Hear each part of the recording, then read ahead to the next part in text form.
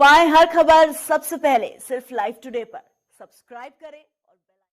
Rishikul public school Mishra iron store के सामने बड़ा गांव रोड मोहाली अपने बच्चों की बेहतरीन शिक्षा के लिए आज ही एडमिशन कराएं। Full English medium play group से क्लास 8 तक Rishikul public school Mishra iron store के सामने बड़ा गांव रोड मोहाली सीतापुर।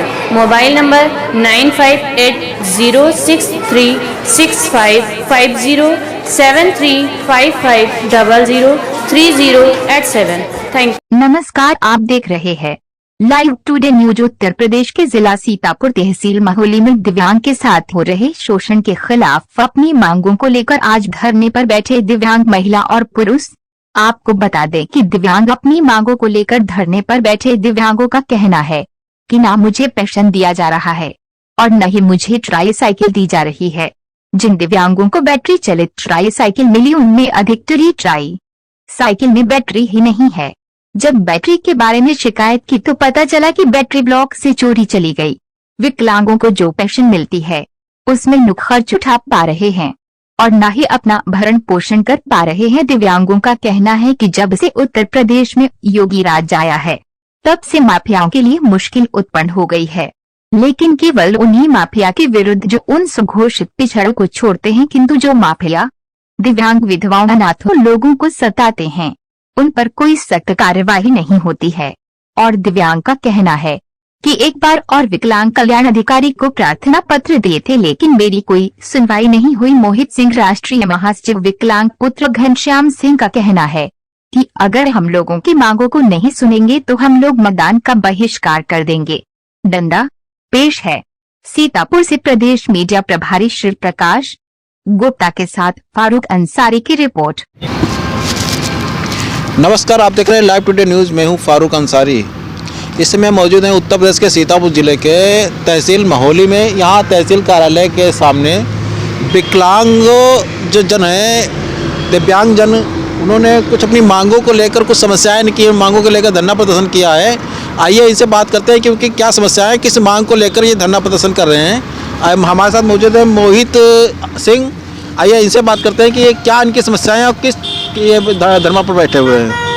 ये बताइए क्या समस्या आपकी है और किस लिए बैठे हैं? सबसे पहले हम चैनल के माध्यम से सभी प्रदेश के विकलांगों को नमस्कार करते हैं और सभी से अनुरोध है कि आप सभी लोग, हम विकलांगों को जागरूक होने की आवश्यकता है। हम लोगों की समस्याएं ये हैं कि प्रदेश सरकार में जैसे योगी सरकार आई है, उनकी जीरो टॉलरेंस की नीति रहती है कि गुंडे माफियाओं को मिट्टी में मिलाने का काम किया जाएगा। पर अभी तथाकथित भाजपा में शामिल हुए किसान नेता महामंत्री हैं वीरेश शुक्ला जी, जो हमारे राम लखन बनवासी जी हैं। इनकी एक पुत्री है जो बेवा है, नाती हैं अनाथ हैं।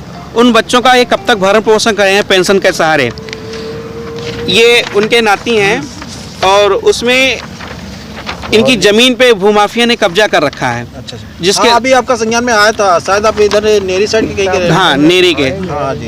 तो आपका ये आया था अभी। इनकी जो जमीन पे भाजपा नेता द्वारा कब्जा किया गया है उसको हम सत्तारूढ़ी पार्टी जो भारतीय जनता पार्टी है, इनके नेता विधायक, इनके संज्ञान में लाना चाहते हैं कि आप ऐसे लोगों को पार्टी में क्यों रखते हैं जो आपकी छवि धूमिल कर रहे हैं। भारतीय जनता पार्टी को हम विकलांगों ने इसीलिए चुना था कि एक साफ सुथरी पार्टी है, भ्रष्टाचार मुक्त होगी, गुंडाई मुक्त होगी। योगी जी ने कहा भी कि हम गुंडा राज खत्म कर देंगे, लोगों को मिट्टी में मिलाने का। लेकिन हमको लगता है कि जो भारतीय जनता पार्टी में शामिल हो जा रहा है वो भ्रष्टाचार व्यक्ति नहीं रह जा रहा है। वो खूब भ्रष्टाचार कर सकता है, भूमाफियागिरी कर सकता है। अभी हमारे साथ निमचेना की बैठी हुई हैं। इनका पुत्र नेत्रहीन है और इसकी भी ज़मीन पे 1 बीघे ज़मीन को दबंगों ने कब्जा कर रखा है। एसडीएम साहब से जब भी कहा जाता है तो कहते हैं कि आप न्यायालय जाइए। इन छोटी छोटी बातों के लिए जो कागज़ पे साफ दिख रहा है कि ये विकलांग की है, उसके लेकर हम लोग न्यायालय जाएंगे। फिर हम लोगों को कब न्याय मिलेगा? फिर हमको उद्देश्य ही क्या रहेगा कि आपने विकलांग को दिव्यांग दे दिया, यही बहुत कुछ है। अगर आप दिव्यांग का वास्तविक भला करना चाहते हैं, विकलांग का वास्तविक भला करना चाहते हैं, तो इनको हम लोगों के लिए रोड अधिकारियों से बात करनी चाहिए। जो कब्जे हैं उनको कब्जा मुक्त कराना चाहिए। जो हमारे विकलांग भाई बहन नेत्रहीन हैं, इनको शौचालय दिलवाने का कार्य किया जाए। हमारे ब्लॉक मोहल्ले में 100 परिवार ऐसे हैं जिनके पास शौचालय नहीं है। बैंकों में विकलांगों को अभी बड़ा गांव बैंक में कल मैनेजर ने इनके साथ अभद्रता की, लंगड़ा लूला कह के इस तरीके से बात की कि लाइन में लग के आओ, अपाहिज हो तो इसका ये मतलब नहीं है कि आपको कोई लाइन नहीं लगती है। हाँ, बैंक का जो नियम है इंडियन बैंक का बता रहा हूँ, ये एक रूल है, नहीं लगती है। हमने मोहाली देखा है, सीतापुर में देखा है, नहीं लाइन लगनी चाहिए। वहाँ पे इन लोगों के साथ भी बदसुल्की की जाती है, जबकि लगभग इंडियन बैंक में 100 विकलांग खाता धारक हैं। तो इन सब मुद्दों पे लेके हम लोगों ने आज बैठक की है और इसका हम लोग जो है माननीय मुख्यमंत्री जी को ज्ञापन देंगे। मंडल अध्यक्ष को इसकी सूचना दी गई है, भाजपा मंडल अध्यक्ष के माध्यम से उन तक ये बात पहुंचाई गई। प्रदेश अध्यक्ष भारतीय जनता पार्टी को उनको सूचना दी जाएगी और राष्ट्रीय उपाध्यक्ष माननीय सांसद रेखा वर्मा को भी इस विषय के बारे में अवगत कराया जाएगा कि उनके ही शासनकाल में हम विकलांगों पे किस तरीके से अत्याचार किया जाता है, कि दिव्यांग नाम देने से ही हम लोगों का भला हो सकता है। जबकि रेखा वर्मा से 3 बार मिला गया है, विधायक जी से मिला गया है, तहसील परिसर में भी बात कही गई है, लेकिन उस पर कोई सुनवाई नहीं कर रहा है। पुलिस प्रशासन वहां पहुंचा, एक दिन में 3 बार पहुंचे। केवल इतने वक्त में एक 112 नंबर का एक सिपाही, जो वास्तव में उसने सच बात वहाँ पर दमदार बात कह करके उनको डांटा। दूसरे हमारे रिजवी साहब ने न्यायपूर्वक बात कहा कि अगर अन्याय करोगे तो तुमको जेल जाना पड़ेगा और ज़मीन तो छोड़नी ही पड़ेगी। धन्यवाद मैं रिजवी साहब को कहता हूँ, जो समाज के अंदर मिलने वाले हर शख्स और पत्रकार महोदय से भी उन्होंने कहा कि इनके पास वास्तव में विशेष अंश है। मेरी बेटी का पति 3 भाई था, तीनों भाई गुजर गए। इसके पहले हमारा जो दामाद था पंकज कुमार, पहला बेटा अखिलेश, दूसरा आदित्य और तीसरा पंकज नाबालिग था, जो 93 में कहीं चला गया था। 96 में दोनों भाई खत्म हो गए, 95 में 96 में 97 में मुकदमा डाला गया। तो मुकदमा डाला गया इस बात का, एक भाभी ने, उसके मझली भाभी ने अपना 26/30 का बैनामा वीरेश के पिताजी के नाम से कर दिया था, बहन के नाम से।